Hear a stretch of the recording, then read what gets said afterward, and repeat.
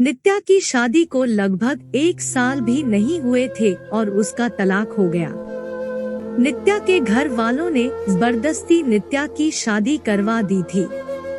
शादी के कुछ 3 महीने बाद ही उसके पति राकेश का व्यवहार बदल गया। वो नित्या से हमेशा झगड़ा ही करता रहता था। राकेश एक कंपनी में काम करता था और रोज शाम को देरी से घर आता था, क्योंकि ऑफिस के बाद वो दारू पीने के लिए रुक जाता था। घर आकर वो नित्या से हर छोटी छोटी बात पर बहस करता था, उस खरी खोटी सुनता था। वो नित्या को ये भी बोल देता था कि चली जा तू यहाँ से, मुझे तेरी कोई जरूरत नहीं है, बहुत मिल जाएंगी तेरी जैसी। नित्या उसका ये व्यवहार चुपचाप सहन कर रही थी।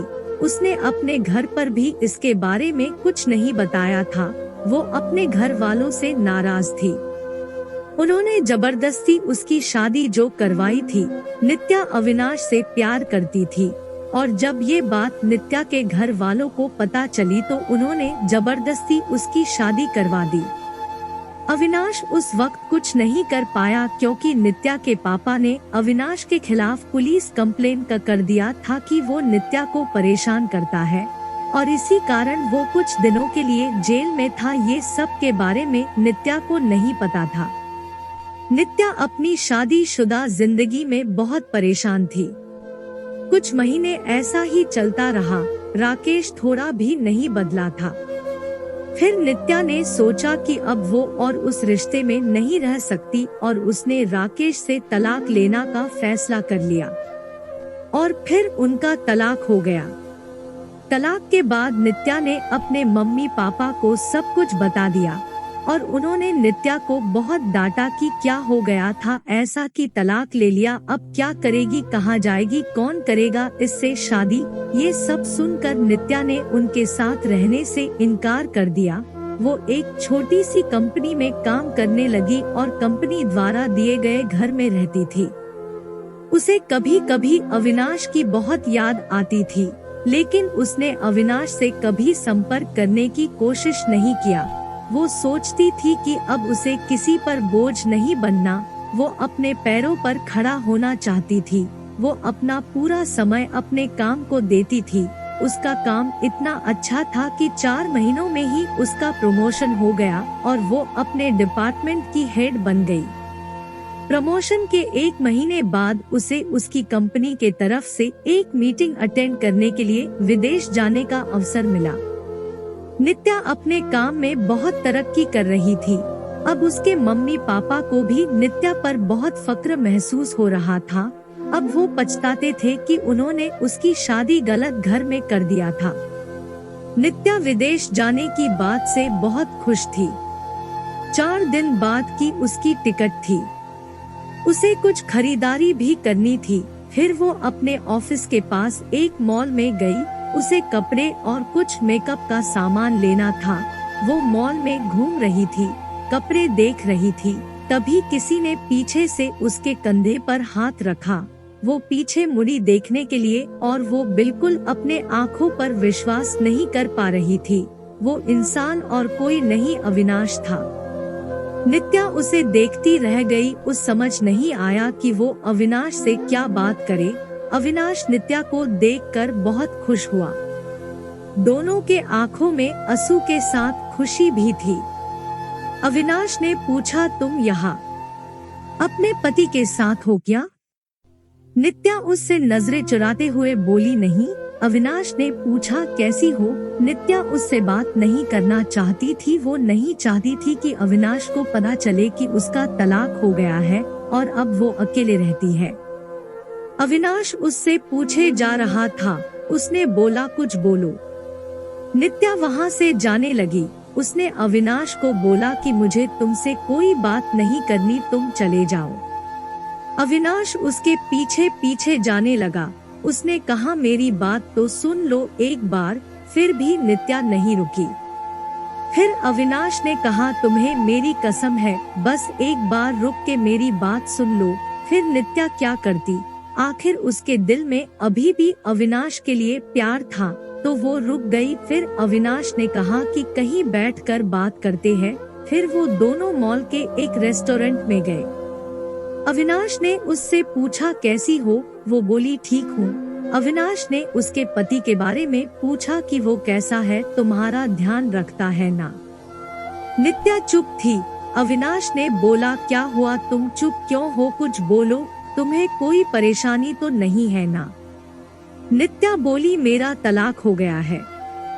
अविनाश को ये सुनते ही एक उम्मीद की किरण दिखने लगी। उसने पूछा कब और क्यों। नित्या ने उसे सब बताया। अविनाश ने बोला फिर अब तुम अकेले क्यों रहती हो, तुम अपने मम्मी पापा के पास क्यों नहीं गई या मुझे क्यों संपर्क करने की कोशिश क्यों नहीं की। नित्या बोली तुम अगर मुझसे प्यार ही करते थे तो जब मेरी शादी हुई तब क्यों नहीं आए मुझे लेने, कहाँ थे तुम। उस वक्त मैं बिल्कुल अकेली हो गई थी और मजबूरी में शादी हो गई मेरी। अविनाश ने पूछा क्या तुम्हारे पापा ने नहीं बताया कि उन्होंने मुझ पे पुलिस केस कर दिया था, मैं जेल में था कुछ महीने। ये सुनते ही नित्या चौंक गई। उसने कहा कि मुझे इसके बारे में कुछ नहीं पता। अविनाश ने उसे पूरी बात बताई। नित्या बोली मैं माफी मांगती हूँ तुमसे अपने पापा के तरफ से। अविनाश ने कहा अब वो बात को जाने दो, मैं भूल चुका हूँ वो सब, अभी की बात करो। अविनाश ने बिना देर किए उसने पूछ लिया क्या अब तुम मुझसे शादी करोगी। नित्या बोली क्या तुमने अभी तक शादी नहीं की। अविनाश ने कहा नहीं, मैं अभी अपने कैरियर पे ध्यान दे रहा हूँ और यह कुछ काम से ही आया था। अब बोलो शादी करोगी मुझसे। नित्या बोली अभी 2 दिन में मैं अपने कंपनी के तरफ से विदेश जा रही हूँ एक मीटिंग के लिए, उधर से लौटकर इसके बारे में बात करते हैं। अविनाश ने कहा पहले ही बहुत इंतजार किया है, अब और इंतजार नहीं होता है, लेकिन फिर भी जैसा तुम कहोगी वैसा ही होगा। दोनों ने अपना फोन नंबर दिया एक दूसरे को और घर गए।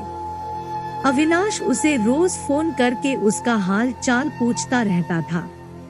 1 सप्ताह बाद नित्या अपनी मीटिंग खत्म करके लौट आई थी। अविनाश उसे मिलने के लिए बोल रहा था, लेकिन नित्या अपने ऑफिस में बहुत व्यस्त रहती थी। उसने कहा कि हम रविवार को मिलेंगे। फिर वो दोनों रविवार को उसी मॉल में मिले। अविनाश ने पहले उसके मीटिंग और काम के बारे में पूछा कि सब ठीक चल रहा है ना। नित्या ने कहा हाँ सब ठीक है। फिर अविनाश ने उससे शादी का पूछा, तुमने कहा था कि आके बताओगी शादी करोगी कि नहीं, तो अब बोलो क्या सोचा है।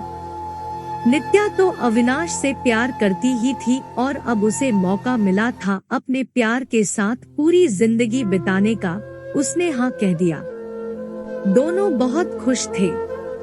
नित्या ने अपने घर पर अविनाश के बारे में सब कुछ बता दिया और इस बार उसके घर वाले उसके इस फैसले से मान गए, क्योंकि पहले उनसे एक गलती हो चुकी थी। अब वो फिर से अपनी बेटी को तकलीफ में नहीं देखना चाहते थे। 1 महीने बाद उनके परिवार ने उनकी शादी करवा दी। अविनाश ने अपना खुद का एक बिजनेस स्टार्ट किया था, तो अब नित्या उसके साथ उसके बिजनेस में हाथ बटाती थी और वो दोनों खुशी खुशी हमेशा के लिए एक साथ हो गए। दोस्तों, आपको ये स्टोरी कैसी लगी हमें कमेंट करके बताएं। अगर आपको ये वीडियो अच्छी लगी हो तो इस वीडियो को लाइक कर दे और अगर आप हमारे चैनल पर नए हैं तो हमारे चैनल को सब्सक्राइब करके नोटिफिकेशन बेल जरूर दबा ले, ताकि आपको हमारी आने वाली वीडियोस की अपडेट सबसे पहले मिलती रहे। धन्यवाद।